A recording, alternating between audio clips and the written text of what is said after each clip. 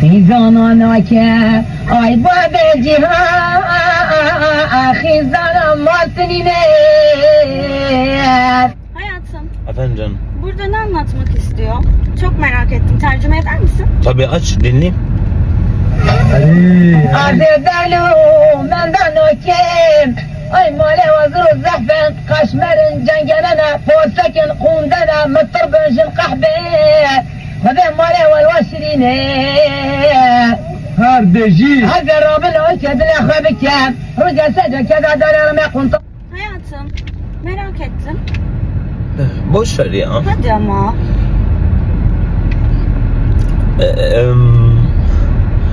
Diyor ki göz bebeklerinin içinde boğulurum. Senin için her şey yaparım. Senin bir kelimen benim bütün dünyama bedel. Böyle bir şeyler anlatıyor hayatım. Ya çok romantik, çok duygulandım. Evet. Bizim şarkılarımız hepsi böyle zaten. Aç dinleyelim aç.